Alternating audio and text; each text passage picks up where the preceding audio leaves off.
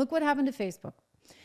Facebook is coming out with a whole new thing that, first of all, they're getting rid of DEI over at Facebook. So, you know, good luck to Karen and to Christine if you were trying to get a job over at Facebook right now, because they don't care about if you're a lesbian or if you're black or white or purple. No, they've made a decision that this is not the right thing for their company. So they joined many other companies. This was like just a whole big kowtow thing to Biden.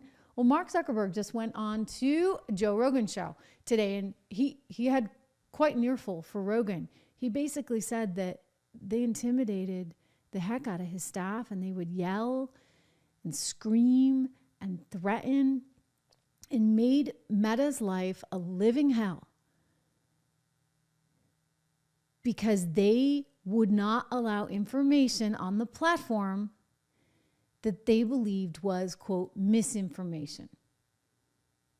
That's kind of scary. I mean, like, you know, we're not a lot different than China or Russia when you think about it. If that's really what's going on, the White House is going to control everything. And they've controlled it for years, all through the mainstream media. And they don't know what to do because all of a sudden, hey, Trish Regan can come over here. I don't have to have scripts. I don't have to have anybody breathing over my shoulder, reading my scripts, making sure that I'm saying this, that, and the other. I can say whatever I want. What do you know? I mean, except apparently on Meta, you couldn't do it there. So Zuckerberg went on to the show with Rogan, and he had a few things to say. But, you know, this comes on the heels of him explaining his position just the other day on Meta itself to viewers. We want to make sure that we handle responsibly. So we built a lot of complex systems to moderate content.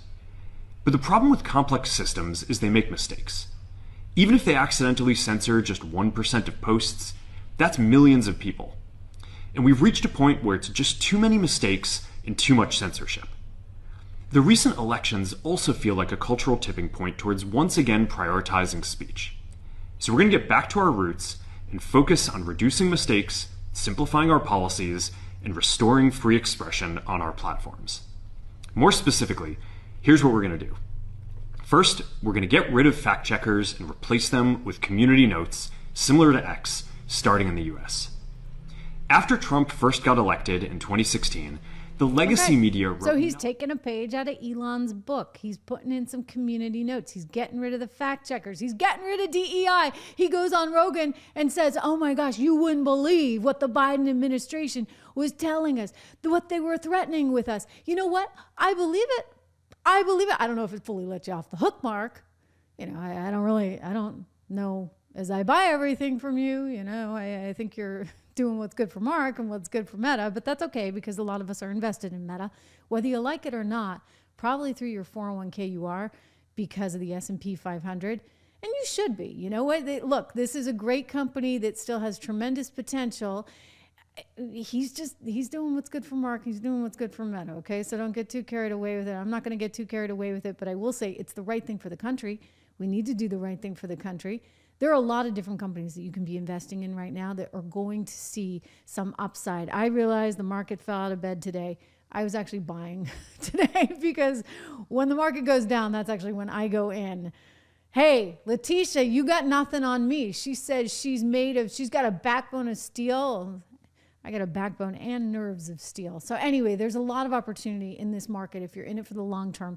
You can go to Invest in MAGA and get my free guide that I put together with long-term investor, brilliant, smart guy, Rob Horton, who's my partner there at 76 Research. So go to investinmaga.com. It's totally free. We put it together for you guys. If you haven't done that, I'm offended because you need to. I put this together for you. It's really important. I want you to be investing in your future, in America's future, in the Trump future. There's a lot of opportunity there. So investinmaga.com or go over to 76 Research again today, 76research.com. Oh, and before I forget, again, American Heart for Gold, trishlovesgold.com. Our good friends over at American Heart for Gold, trishlovesgold.com. You can get up to $15,000 worth of free silver right now. They got a very special offer. So if you're worried about inflation, I get it. I am too. I still am, even with Trump coming in.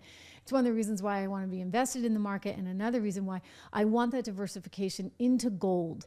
And this is not like an either or, like some people, oh my gosh, Bitcoin, how can you like Bitcoin and you like gold? Believe me, I like them all because I want that diversification. So gold is an important part of my portfolio. Text Trish right now to this number, 65532, so you can get more information on that $15,000 in free gold.